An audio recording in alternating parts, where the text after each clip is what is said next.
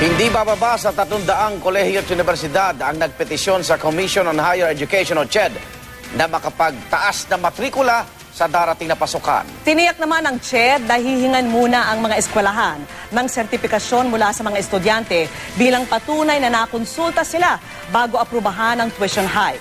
Saksi si Sandra Aguinaldo.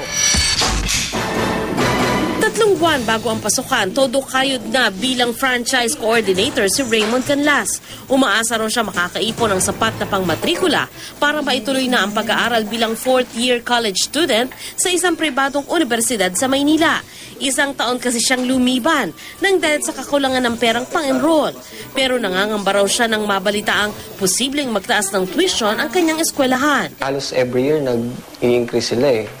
Mabigat siya para sa mga parents, tsaka sa mga tulad ko na working student. Ayon sa Commission on Higher Education o CHED, di bababa sa 300 kolehiyo at universidad na sa buong bansa ang nag-abisong gusto nilang magtaas ng matrikula sa darating na semestre. Merong 2-3%, mababa siguro yan. Then merong 12%, 15%, pero maliliit ang base tuition. Yung 70% or 70% ng incremental increase, or proceeds na makukuha out of the increase, dapat mapunta yan sa benepisyo ng mga guro at iba pang kawani. Yung 20% naman, yan yung pag-i-improve ng facilities, pag-acquire ng bagong equipment, laboratories, para sa instruction. Yung 10%, more or less, kung babalik yan sa school, kung non-profit non-stock siya.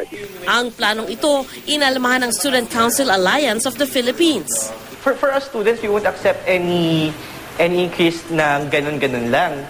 Kahit sabihin natin konti ito, kahit sabihin natin kakalambot lang yung idadagdag sa kailangan bayaran, ang usapin pa rin ay meron pa rin increase na kailangan questionin, kailangan pa rin itanong kung ano yung credibility nito. Reklamo pa nila, may ilan umanong nagtataas ng tuition at iba pang singilin kahit walang konsultasyon na isa sa mga requirement ng CHED.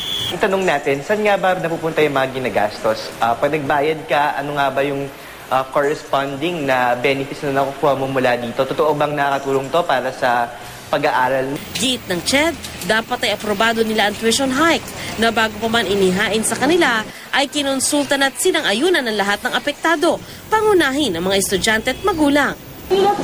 Bago aprobahan ang anumang pagtaas ng matrikula, hahanapan daw ng CHED ang mga kolehiyo at universidad ng sertipikasyon mula sa mga estudyante na nagpapatunay na nakonsulta nga sila. Before February 28 sana, natapos nila yung consultation.